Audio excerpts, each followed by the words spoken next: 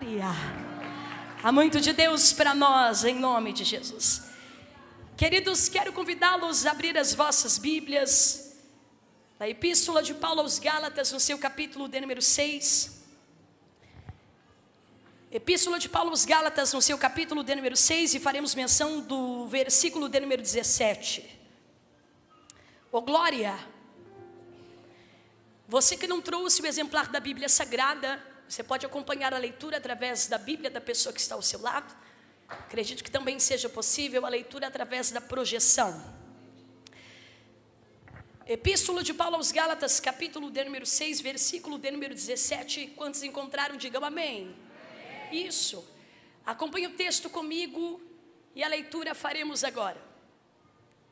Desde agora ninguém me inquiete, porque trago no meu corpo as marcas do Senhor Jesus. Quando eu contar até 3, se não for incomodá-los, a igreja pode repetir este versículo: 1, 2, 3.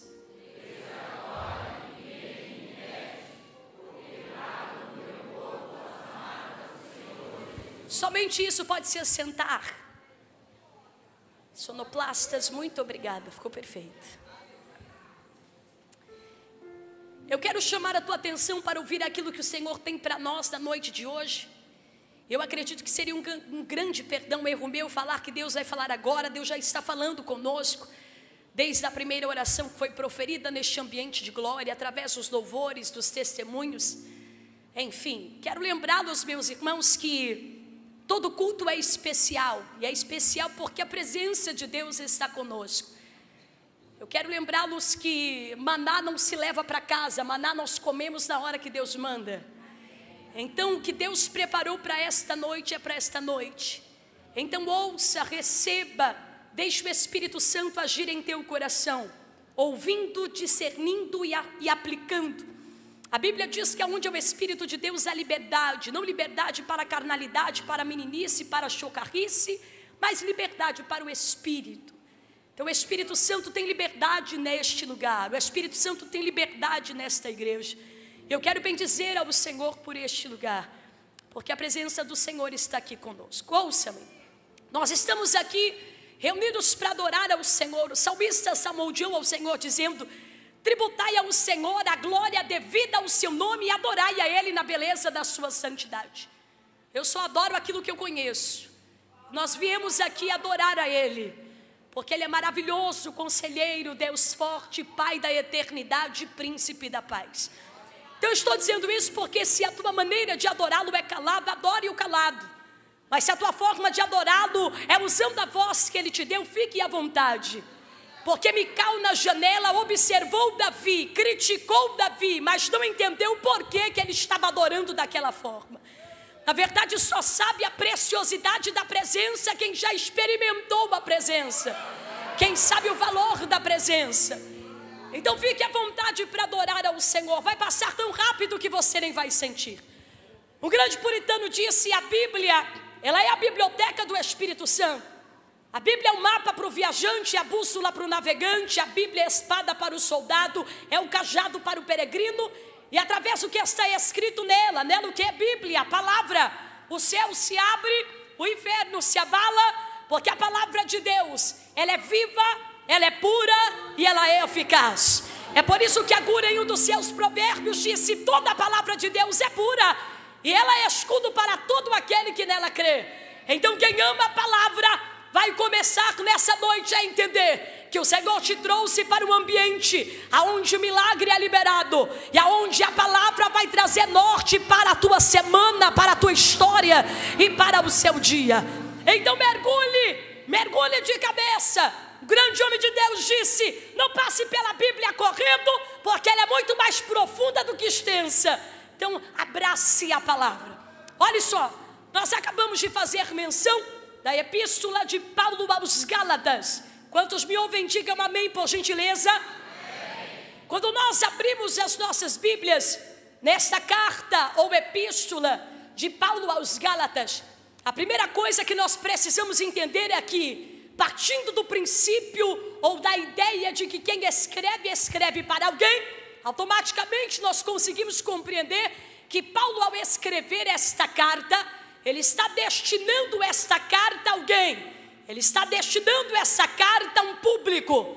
Quando você olha para essa epístola de Paulo aos Gálatas, você precisa entender que Paulo, como responsável por escrever esta carta, ele tem uma finalidade, ele tem um objetivo e ele tem um intuito. Quando Paulo escreve esta carta, ele está sendo usado por Deus para orientar os Gálatas. Mas eu quero lembrá-los, senhoras e senhores, que se nós estamos falando de Paulo, automaticamente te vem à memória um pouco de sua história. Quero rapidamente lembrá-los que quem está escrevendo esta carta aos Gálatas é aquele que outrora fora um dos maiores perseguidores da igreja. Quando você abre a sua Bíblia no livro de Atos dos Apóstolos, capítulo de número 9, você vai ver a Bíblia descrevendo como foi o encontro marcante, impactante do perseguidor com o dono da igreja. Quando você abre a sua Bíblia no livro de Atos dos Apóstolos, você vai ver a Bíblia nos dizendo e nos contando o momento em que o dono da igreja se revela ao perseguidor da igreja. E a Bíblia vai dizer que depois desse encontro, nunca mais a vida de Paulo fora a mesma. Quando o livro de Atos dos Apóstolos está falando sobre Paulo, está lhe chamando de Saulo, porque quando nós olhamos para a história de Paulo, Saulo, a mesma pessoa, estamos falando daquele que tinha uma dupla cidadania. Isso fazia com que ele tivesse dois nomes.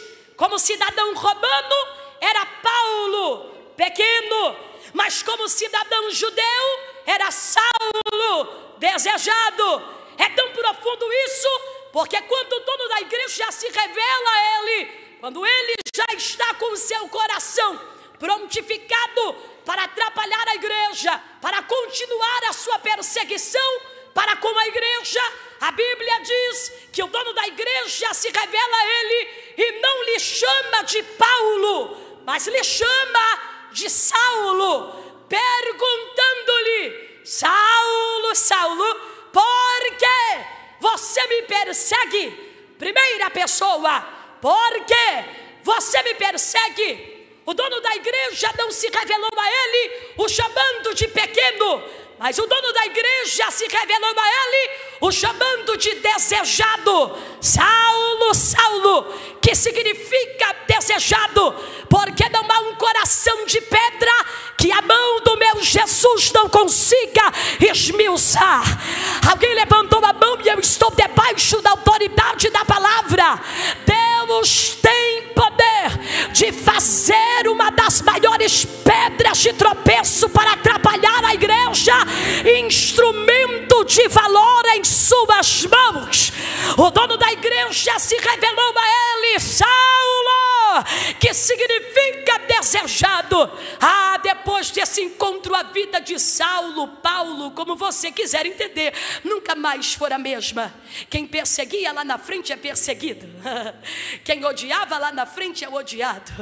Quem se levantava contra a igreja lá na frente vai sentir na pele o preço que a igreja está passando como desafios por causa da verdade do evangelho. Missionário, o que isso tem a ver com o texto que fizemos menção? Quando você olha para esta carta, dentre tantas outras que Paulo escrevera, aqui não tem um perseguidor, aqui tem um apóstolo. Aqui não tem um perseguidor, aqui tem um missionário. Aqui não tem um perseguidor, aqui tem um vaso de honra. Aqui não tem um perseguidor, aqui tem um instrumento de uma flecha na mão do Senhor. Quando Paulo está escrevendo esta carta, ele está, assim como em outras cartas, escrevendo como uma autoridade espiritual que Deus levantara para instruir a igreja que outrora, como ele perseguiu. Paulo está aqui escrevendo esta carta, não mais como perseguidor, mas como um grande homem de Deus. Então, quando ele escreve essa carta aos Gálatas, ele tem um intuito, assim como nas demais cartas, epístolas, como você quiser entender. Olhe para cá. quando a Bíblia está dizendo Gálatas, não está dizendo de uma igreja apenas. Olhe para quem está ao seu lado, diga Gálatas. Olhe para cá, por gentileza. Eu vou pedir só uma ajudinha aqui, meu amigo, por favor. Quando a Bíblia está dizendo Gálatas, está dizendo dos cristãos gentios que habitavam na região da Galácia. Então, essa carta aqui não foi escrita por Paulo e destinada apenas para uma igreja, mas essa carta foi escrita e enviada para mais de uma igreja. Tanto é que quando você abre a sua Bíblia no livro de Atos dos Apóstolos, capítulo 13, quando você vai ler, você vai perceber que na região da Galácia foram estabelecidas 4 igrejas: Antioquia da Visídia, Icônio, Listra, Derbe. Então na Galácia haviam igrejas. Olhe para cá, a palavra igreja vem do grego eclésia. A palavra igreja significa chamados para fora, ajuntamento, assembleia. Escute, quando Paulo está escrevendo esta carta, ele está destinando ela ao propósito igreja, mas em questão, escute, de instituição física para mais de uma igreja. Galácia, haviam 4 igrejas estabelecidas, igreja em propósitos, igrejas instituídas. E daí, missionária? E daí que Deus é o maior interessado em abençoar a sua igreja, em instruir a sua igreja, em orientar a sua igreja. Então Deus está usando Paulo para isso. Esses Gálatas eram os cristãos gentios que habitavam na Galácia. Missionário, eu ainda não entendi essa palavra, ouça-me por gentileza. Quando Paulo escreve essa carta, um dos intuitos que ele tem é, primeiro, defender o seu apostolado. Segundo, Paulo está defendendo, falando do quão é importante e valioso o Evangelho de Cristo. Terceiro, Paulo está falando sobre a ética cristã. E daí? Por que Paulo está defendendo o seu apostolado? Quantos me ouvem, digam amém. Ouça, quando a Bíblia está dizendo dos Gálatas, está dizendo que esta igreja no propósito, porém igrejas no plural, como instituições, estavam sendo pressionadas, bombardeadas por mestres judaizantes. Missionária, por que eles estavam sendo bombardeados por esses mestres judaizantes? Esses judaizantes diziam aos gentios, que obviamente não eram judeus: se vocês querem ser salvos, é necessário que vocês passem por todo o processo. Escute, a circuncisão é o que eles estão dizendo. Para que vocês sejam salvos, vocês precisam obedecer à lei. Para que vocês sejam salvos, vocês precisam praticar a lei. Para que vocês alcancem a salvação, precisa passar pela circuncisão. Então Paulo está se levantando para instruir a igreja. Por quê? Porque esses mestres judaizantes estão dizendo que o preço que Jesus pagou no Calvário não era suficiente. Então, para se alcançar a salvação, era necessário a obediência à lei. Segundo, esses mestres judaizantes se levantavam perante a igreja para dizer: Paulo não é um verdadeiro homem de Deus. Olha o passado dele, o que ele fez, o que ele realizou, quem ele perseguiu. Mas eu vim lá de São Paulo para dizer a alguém: não há nenhuma condenação para aqueles que estão em Cristo Jesus. Eu vou melhorar a minha fala para que a compreensão, fique melhor. Esses mestres judaizantes estão querendo invalidar, estão querendo destruir a imagem linguagem de autoridade de Paulo para com a igreja, mas Paulo está instruindo aos Gálatas: não olhe para o meu passado, olhe para os frutos.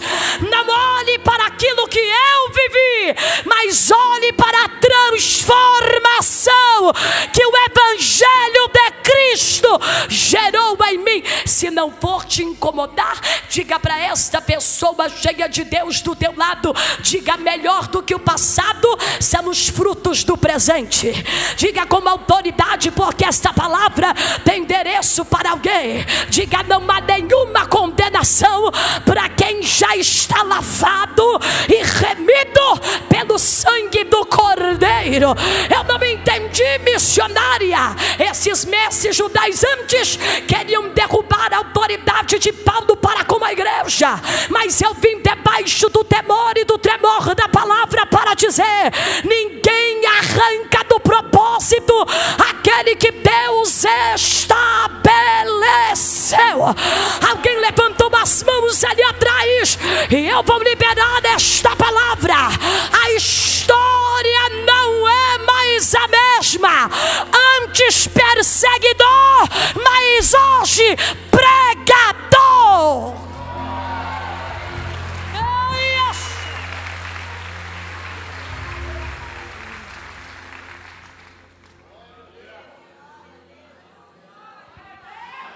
Eu sinto a graça de Deus aqui. Minha flor, eles estão querendo destruir a autoridade de Paulo para com a igreja, invalidar o ministério de Paulo perante os Gálatas. Quem vocês estão ouvindo perseguia, quem vocês estão ouvindo odiava. Só que eu quero louvar ao Senhor, porque o Senhor é tão poderoso que Ele trabalha dentro de propósitos. E Deus, em cima deste altar, já confirmou que Ele está liberando o teu passado, a tua história de ontem. Não pode invalidar o novo tempo que eu preparei. Alguém levantou a mão ali? Não, eu vou melhorar a minha fala. Todo aquele que se encontra verdadeiramente com Jesus não permanece o mesmo. Paulo está dizendo aos Gálatas: não é o que eu fiz, é o que eu faço agora. Não é o que eu fiz, são os frutos de agora. Eu vim nesta noite debaixo da autoridade da palavra para dizer: o Evangelho de Cristo tem poder de mudar o caráter, de transformar a história.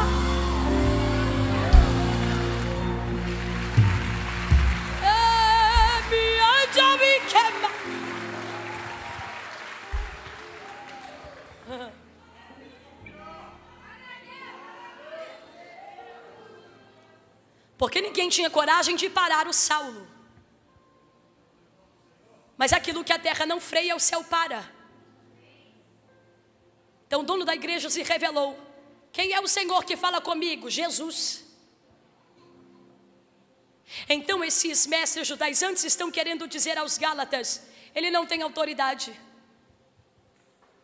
Olha o passado dele. Então Paulo está defendendo o seu ministério, o seu apostolado, dizendo: olha os frutos. Olha os frutos. Olha o que o poder do Evangelho fez na minha vida. Comparem quem eu era e quem eu sou. Vocês aqui? Comparem o que eu fazia e quem eu sou.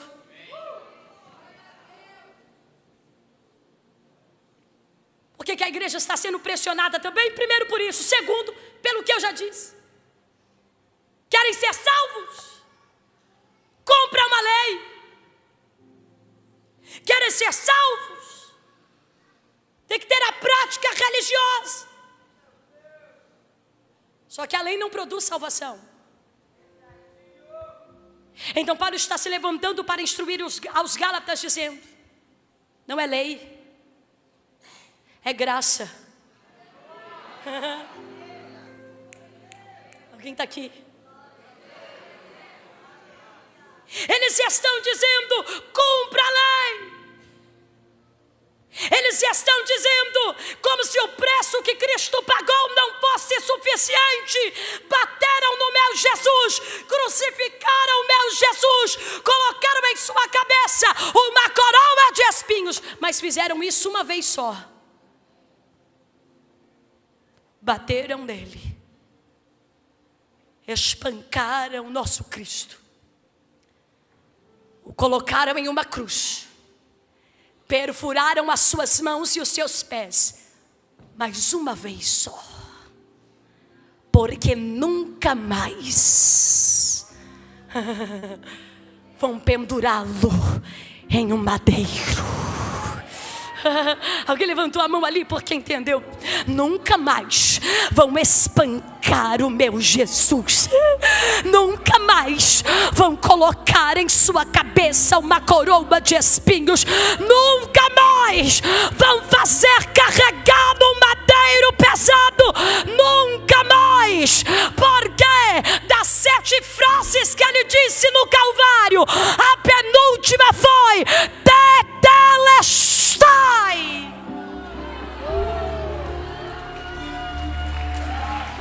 Está consumado.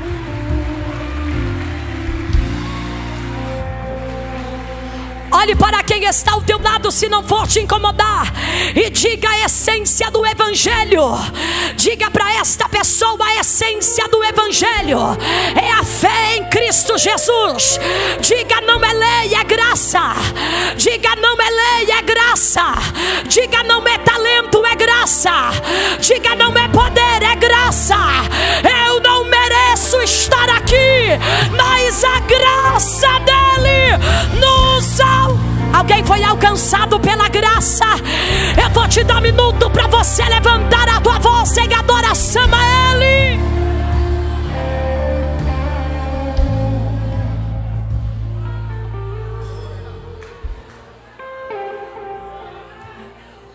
Os judaizantes dizem lei, Paulo diz graça.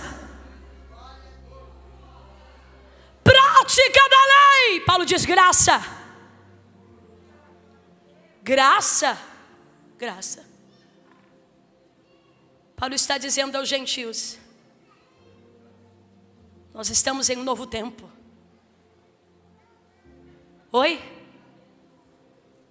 Em Lucas 24:49, Jesus ressuscita dentre os mortos e para os seus libera uma promessa dizendo: eis que sobre vós envio uma promessa do meu Pai.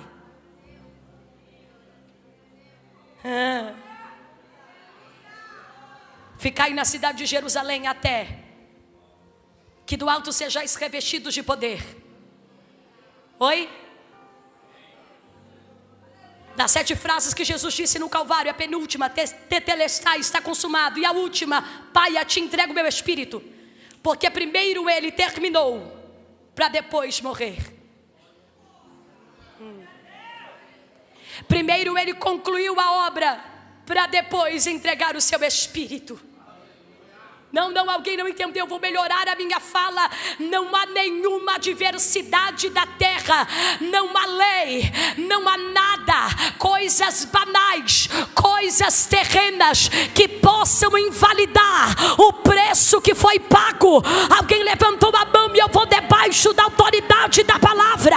Assim diz o Senhor: não fôramos predicados morais que te deu a salvação, mas o apóstolo Pedro disse: e não foi mediante a coisas corruptíveis como ouro, prata, que fostes resgatados do vosso fútil procedimento que os vossos pais vos legaram, mas foi pelo precioso sangue. Levante a mão de quem está do teu lado, diga: o sangue de Jesus tem poder. Chacoalhe esta pessoa, diga: o sangue de Jesus nos libertou. Diga: o preço foi pago. Ora, não chame.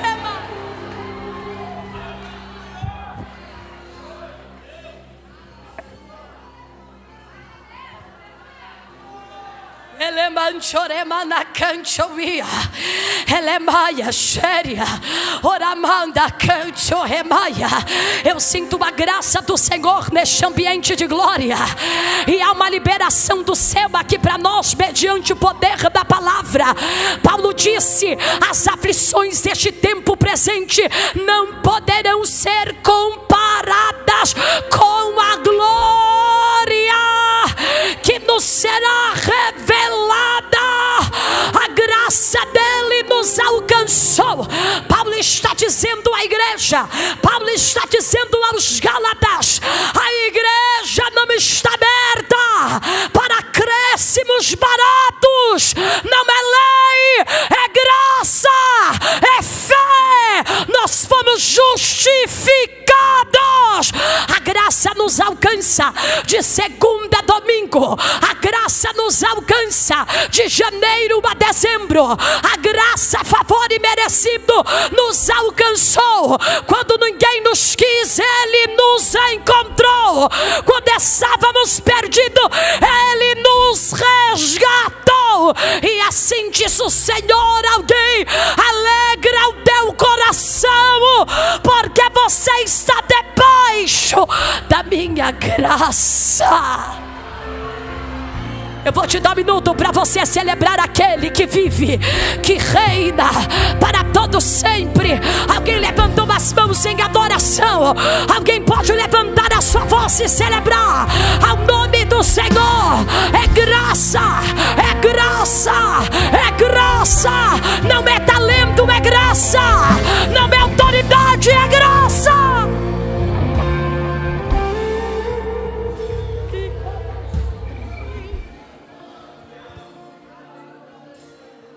Paulo está dizendo aos Gálatas: o preço que foi pago na cruz é irrevogável.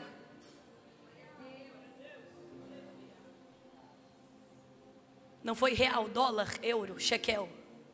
Foi sangue. Oi? Olhe para cá. Paulo está dizendo aos Gálatas: a lei não produz salvação, mas a graça alcançou todos vocês. Missionário, o que isso tem a ver com o texto que fizemos menção? Tudo. Olhe para cá, por gentileza, senhoras e senhores. Capítulo de número 6,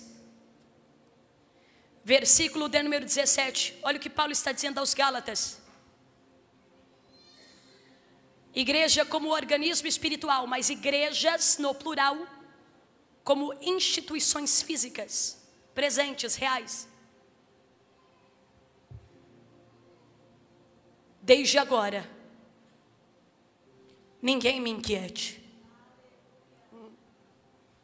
porque eu trago no meu corpo as marcas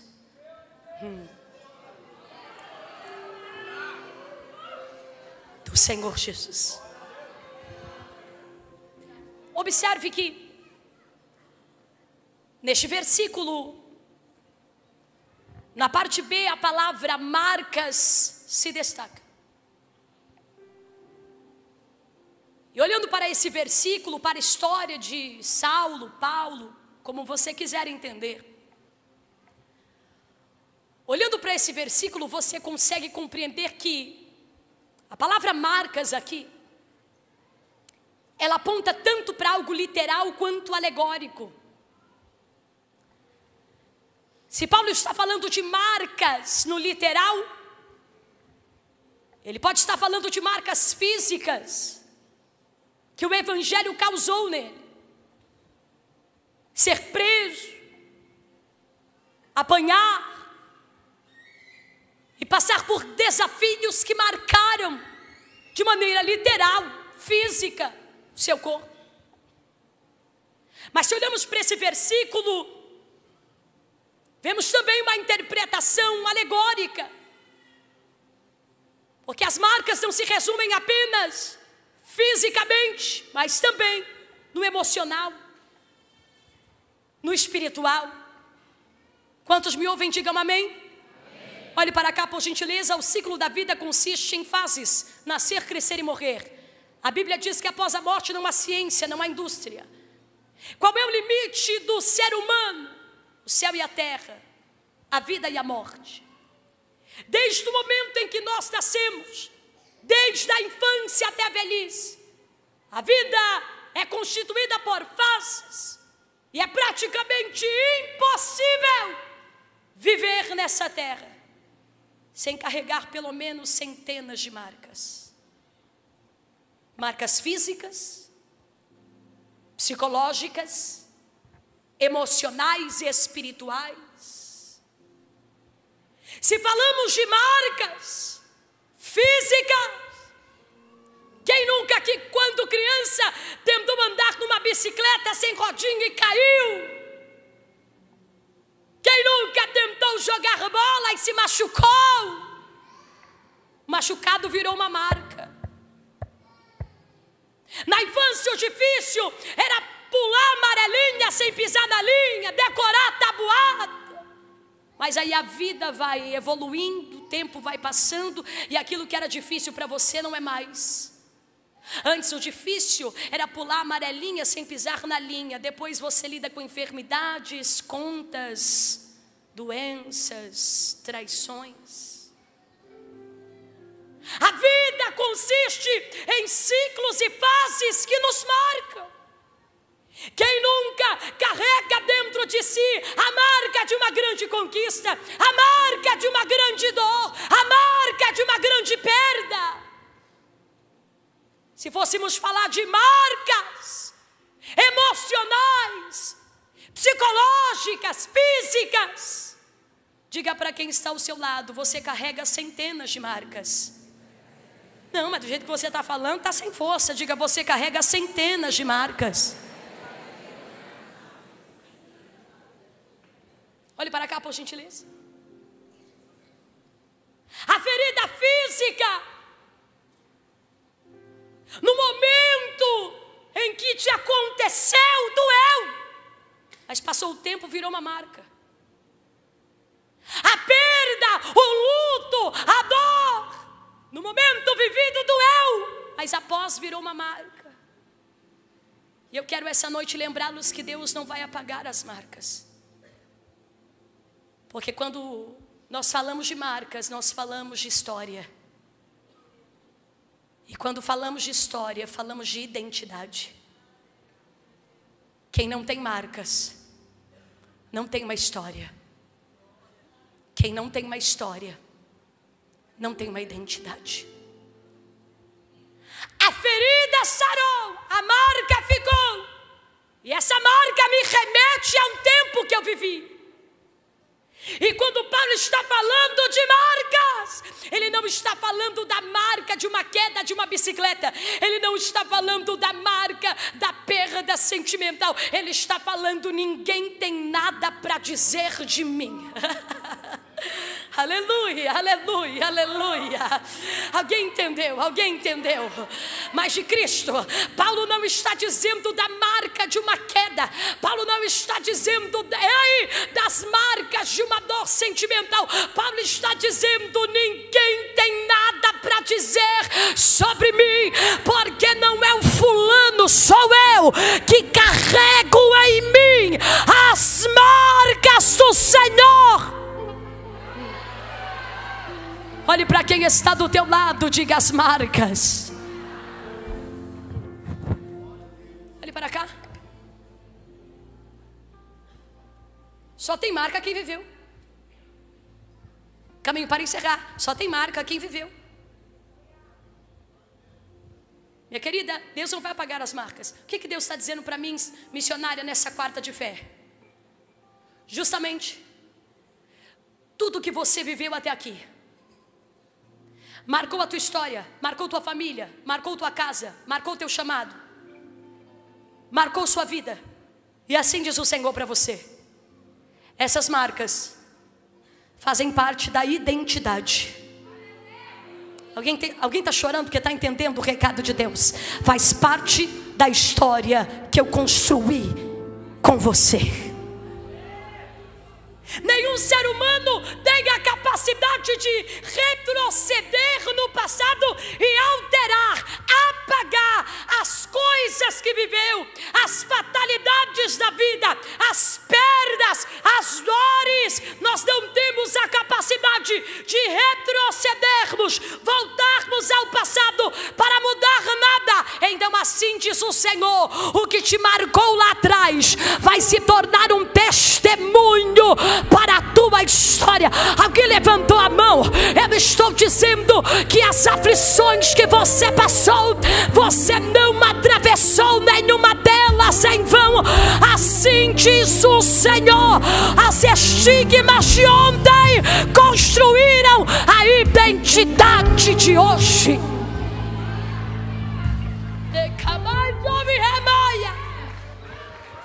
Olhe para quem está do teu lado, diga: você tem marcas? Pergunte a essa pessoa.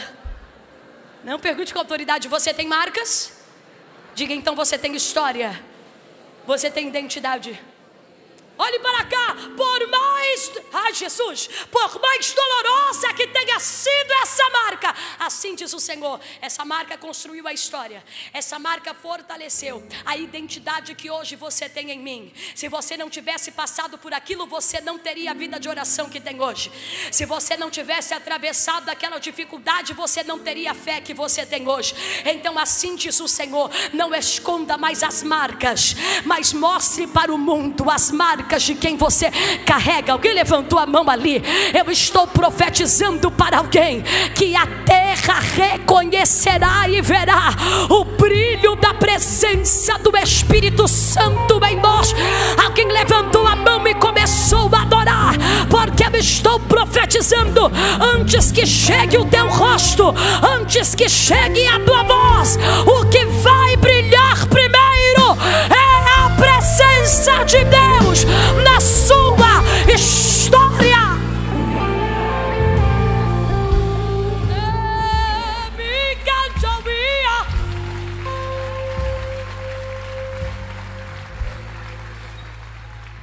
Marcas, estigmas.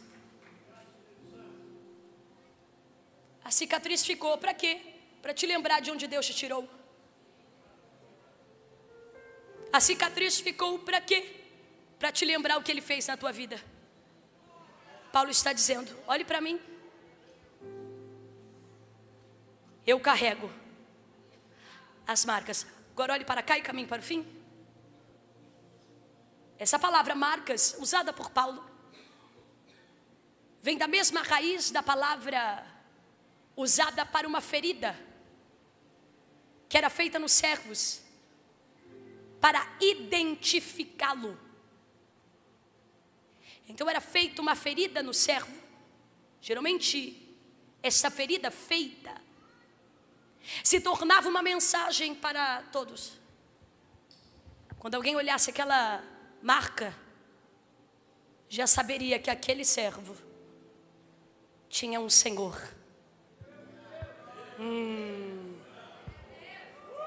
Você está aqui? Na hora que o servo era ferido, doía.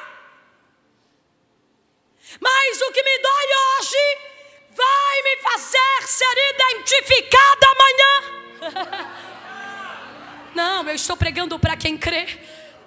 Eu quero profetizar que o Senhor na noite de hoje está dizendo a você: nunca mais você vai murmurar das marcas que o Evangelho causou em ti, mas você se alegrará. Olhe para cá. Quando alguém olhasse para a marca no servo, já saberia que aquele servo foi comprado, que aquele servo tinha Senhor, que aquele servo tinha a quem servir, que aquele servo estava debaixo de uma autoridade. Eu estou pregando para quem quiser receber, e nessa quarta de fé, assim diz o Senhor: você não está perdido, você foi comprado pelo precioso sangue de Jesus. Eu estou profetizando que quando o mundo olhar para nós, verá em nós as marcas de quem é o nosso Senhor. Alguém essa noite que é marcado pelas marcas do Senhor Jesus, levante tua mão para adorar, levante tua mão para adorar, porque você não carrega as marcas da mentira, você não carrega as marcas do engano, você carrega as marcas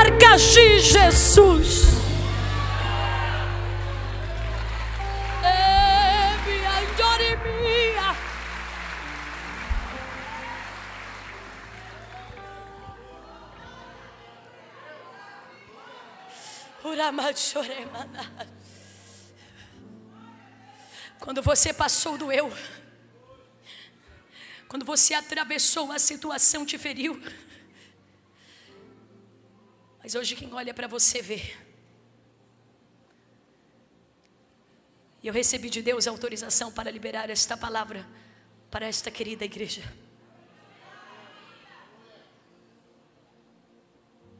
Com a autorização do nosso pastor. Assim diz o Senhor a alguém: não deixe de contar de onde eu te tirei. Não deixe de compartilhar o que eu fiz na tua história.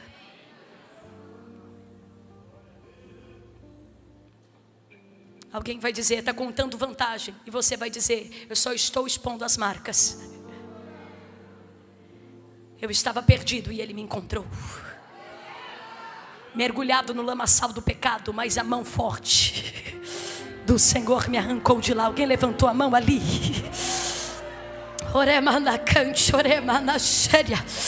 Oremaia, choremana cante, ouvia. Elebaia, séria. Há uma graça de Deus, há uma presença de Deus aqui neste lugar. Aqui é um ambiente profético. E eu estou profetizando que a tua casa carregará as marcas do Senhor Jesus. O teu casamento carregará as marcas do Senhor Jesus. A tua família carregará as marcas do Senhor Jesus. A tua casa não será reconhecida como a casa da incredulidade, mas será reconhecida como a casa rendida aos pés do Cristo ressurreto. Quantos aqui acreditam nesta palavra?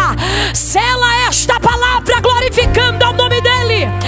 Se coloque sobre os seus pés nessa noite.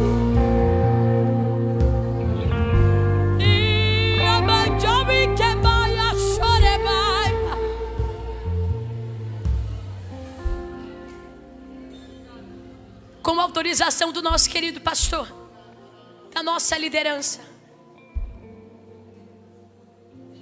eu estou debaixo de uma ordem do Senhor e eu quero ser obediente àquilo que Ele ministrou ao meu coração. Estou aqui em um lugar abençoado, uma igreja onde Cristo é o centro. Mas com a autorização da nossa liderança, eu quero chamar na ponta do altar você que entrou aqui esta noite escondendo as marcas. Alguém no teu trabalho precisa ver as marcas de quem você serve. Alguém na tua família precisa ver as marcas de Jesus em ti. Missionária, eu cheguei aqui neste lugar e eu sei de onde Deus me tirou, mas o medo, a timidez, a covardia, a luta me abalou e eu tenho escondido as marcas. Missionário, eu cheguei aqui nessa noite dilacerado pelas lutas e sem entender por que tanta dificuldade, mas eu vim dizer que a tribulação que você está passando está produzindo um peso de glória. Esta palavra é para quem quiser receber, e eu quero chamar para a ponta do altar você que não vai mais esconder as marcas do Senhor Jesus em ti. Meu Deus, que mistério é esse? Eu creio no Espírito Santo e ao mover dele nesta noite, você sabe de onde Ele te tirou, de onde Ele te arrancou. Ele não vai apagar o teu passado, mas Ele fará do teu passado testemunho para erguer famílias, para abençoar vidas através do seu poder. E calamandori me canso. Irimi andara chori me candas. Ela é minha séria. Oh! Meu Deus, ao mover do Espírito aqui, e eu quero obedecer a voz do meu Senhor. Cadê você que disse, eu venho, mas eu não coloco a mão no arado, porque eu já sofri demais. Ela é maia séria. Eu já chorei demais. Eu não vou fazer o que Deus mandou, porque eu sei que ela é baixoia. Eu sei o que eu passei. Assim diz o Senhor a você: corre, ouça a minha voz e venha. Não esconda as marcas marcas de quem é o teu Senhor. Você foi marcado e não foi marcado, e não foi marcado com as coisas banais da terra. Você foi marcado pelo sangue de Jesus.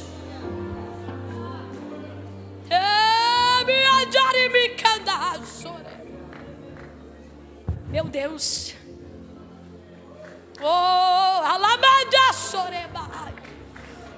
Meu Jesus, meu Jesus, meu Jesus, meu Jesus. Aquele carro capotou, mas você não morreu. A marca está aí. As marcas estão aí. Vale a pena. As marcas da renúncia, as marcas da obediência, as marcas da palavra, as marcas da santidade. Vale a pena, vale a pena. As marcas do compromisso. Vale a pena, vale a pena. Eu não me envergonho de carregar as marcas do Senhor Jesus. Mostre as marcas para o mundo. Olha quem é o meu Senhor.